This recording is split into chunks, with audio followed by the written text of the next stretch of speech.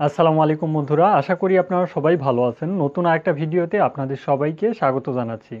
আপনারা যে সকল প্রবাসীরা সৌদি আরবে বসবাসরত রয়েছেন, আপনাদের অনেকের ইকামা এক্সপায়ার এবং আপনারা 2 বছর 3 বছর পর্যন্ত ইকামা এক্সপায়ার চলতেছে। অনেকের প্রশ্ন থাকে যে ভাই, ইকামা এক্সপায়ার থাকলে আমাদের কফিল কি আমাদেরকে হুরুপ দিতে পারবে কিনা, কিংবা টার্মিনেট করতে পারবে কিনা, এই বিষয়টা অনেক প্রবাসীরাই রয়েছেন, আপনারা জানতে চাচ্ছেন। আজকের এই ভিডিওতে আপনাদেরকে এই বিষয়টা সম্পর্কে তথ্য দেওয়ার চেষ্টা করব। সম্পূর্ণ ভিডিওটি মনোযোগ দিয়ে দেখার চেষ্টা করবেন। সৌদি আরবে অবস্থানরত যে সকল প্রবাসী রয়েছেন, আপনাদের অনেকের ইকামা এক্সপায়ার থাকে 3 মাস, 6 মাস, 9 মাস, 1 বছর, 2 বছর, 3 বছর পর্যন্ত কিন্তু ইকামা এক্সপায়ার থাকে।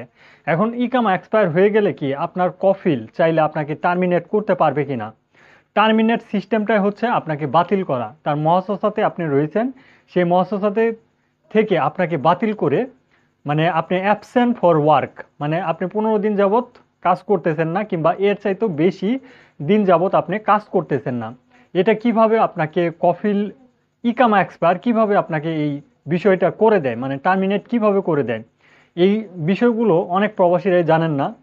অবশ্যই যারা মক্তবে কাজ করেন তারা কিন্তু এই বিষয়টার সাথে অবশ্যই সংশ্লিষ্ট রয়েছেন, এবং আপনারা এই বিষয়টা জানেন যে কিভাবে কফিল আপনাকে চাইলেই টার্মিনেট করতে পারবে। কফিল চাইলে আপনার ইকামাও কিন্তু রিনিউ করে দিতে পারবে, তবে ইকামা রিনিউ করার ক্ষেত্রে কিন্তু আপনাকে অবশ্যই আপনার যে কফিল রয়েছে সেই কফিলকে অবশ্যই টাকা পেমেন্ট করতে হবে। ইকামার যে সম্পূর্ণ পেমেন্ট রয়েছে সেই পেমেন্টগুলো কিন্তু করে ফেলতে হবে। কিন্তু আপনার কফিল চাইলে দ্বিতীয় একটা সিস্টেম রয়েছে, সেই সিস্টেমের মাধ্যমে 100 রিয়াল 100 রিয়াল আপনার ইকামার যে একটা সরকারি পেমেন্ট রয়েছে সেটা যদি করে দেয়, তাহলেই কিন্তু আপনাকে টার্মিনেট করার একটা সুযোগ পাবে। মানে আপনার যেই পারমিটটা, সেই পারমিটটা রিনিউ হয়ে গেল, ইকামা রিনিউ হলো না, আপনার যে পারমিট, কাজের যে একটা পারমিট রয়েছে সেই পারমিটটা রিনিউ করে ফেললেই কিন্তু আপনাকে চাইলে কফিল টার্মিনেট করে ফেলতে পারবে। সেক্ষেত্রে কফিলের 1 বছরের জন্য খরচ হয় 100 সৌদি রিয়াল, যেমন আপনার 2 বছরের ইকামা এক্সপায়ার, সেক্ষেত্রে কিন্তু 200 সৌদি রিয়াল খরচ হয়। মানে এটা সিস্টেম রয়েছে। আপনার ওয়ার্ক পারমিটটা যেটা রয়েছে, এই পারমিটটা করার জন্য আপনার 100 রিয়ালই লাগে, কিন্তু রিকামা ইনু করার জন্য আপনাকে মক্তবা আমেল যে ফিটা রয়েছে সেটা কিন্তু 650 রিয়াল লাগে।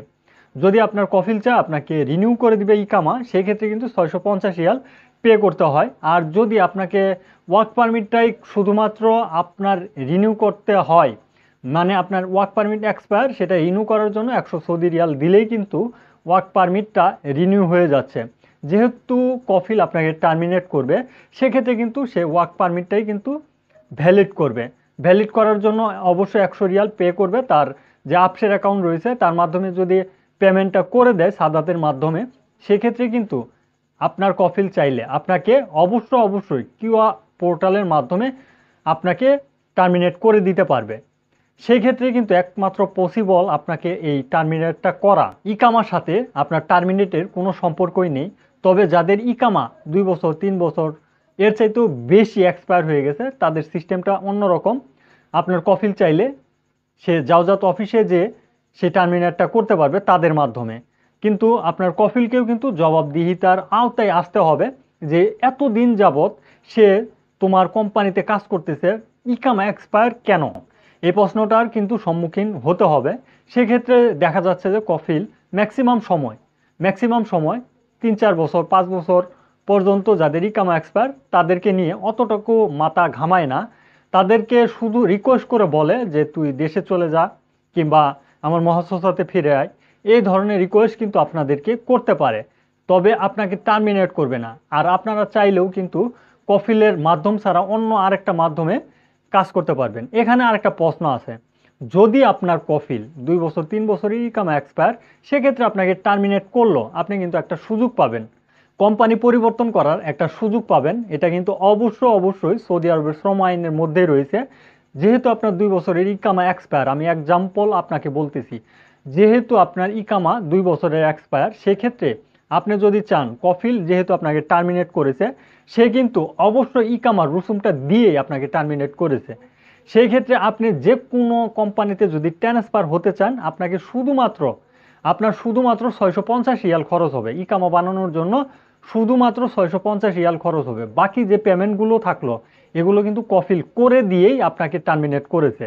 তার মানে আপনি বড় ধরনের একটা সুযোগ কিন্তু পাচ্ছেন। সেক্ষেত্রে আপনার ইকামা নিয়ে কোনো টেনশন করতে হবে না যে পরবর্তী রসুম যেগুলো রয়েছে সেগুলো কে দিবে, এতগুলো বাড়তি টাকা আমি কোথায় পাবো, এই ধরনের টেনশন কিন্তু আপনাকে করতে হবে না। যাদের বেশি দিন মানে অনেক দিন যাবত ইকামা এক্সপায়ার, সেক্ষেত্রে কফিল আপনাকে টার্মিনেট করেছে। তো অবশ্যই এই বিষয়গুলো অনেক প্রবাসী রয়েছেন যারা জানেন না, আপনারা ভিডিও শেয়ারের মাধ্যমে তাদেরকে জানিয়ে দেওয়ার চেষ্টা করবেন, কারণ যেটাতে ক্ষতি রয়েছে সেটাতে কিন্তু অবশ্যই লাভও রয়েছে। যেহেতু আমাদের প্রবাসীরা অনেকেই রয়েছেন ট্রান্সফার হতে চাচ্ছেন, এখন কফিল যদি 2 বছর হয়ে গেছে তারপরে টার্মিনেট করে, সেক্ষেত্রে কিন্তু আপনারই লাভ হবে, আপনার লস হবে না।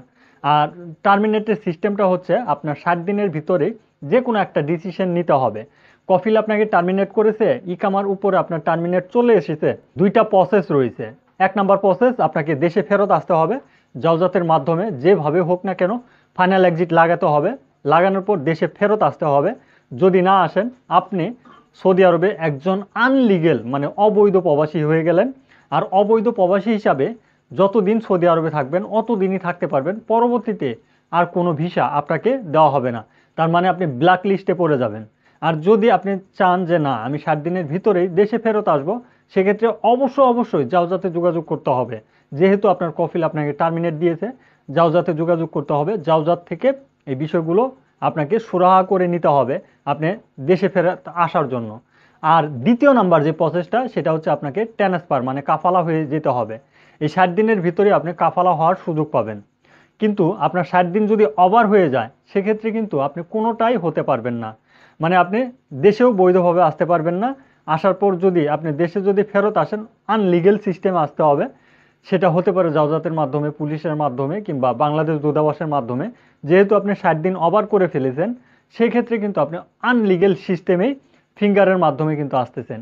যেহেতু ফিঙ্গারের মাধ্যমে আসতেছেন আপনার জন্য সৌদি আরবের ভিসা হারাম হয়ে যাবে, আপনি ব্ল্যাক লিস্টে পড়ে যাবেন। কিন্তু আপনার 60 দিনের ভিতরে যা কিছু করার প্রয়োজন সেটা কিন্তু করতে পারবেন, কারণ 60 দিন আপনি সময় পাবেন, মানে 2 মাস টাইম পাবেন। 2 মাসের ভিতরেই আপনাকে যে কোনো একটা সিদ্ধান্ত নিতে হবে। যদি আপনি মনে করেন যে না আমি আর সৌদি আরবে এইবার চলে গেলে আর আসবো না, সেটা আপনার ব্যক্তিগত। আপনি যদি এই বিষয়টা মাথায় রেখে কাজ করেন সেটা করতে পারেন। আপনি কিন্তু ব্ল্যাক লিস্টে পড়ে যাবেন। অবশ্যই ব্ল্যাক লিস্ট মানে বুঝতেই পারতেছেন। আর আপনি যদি চান যে না আমি বৈধ হব, সেক্ষেত্রে ভালো কোনো কফিল কিংবা কোম্পানি দেখে আপনি টার্মিনেট সিস্টেমটা থেকে বের হয়ে আসার জন্য ট্রান্সফার হয়ে আসতে পারেন। সেক্ষেত্রে আপনার কিছু অর্থ খরচ হবে।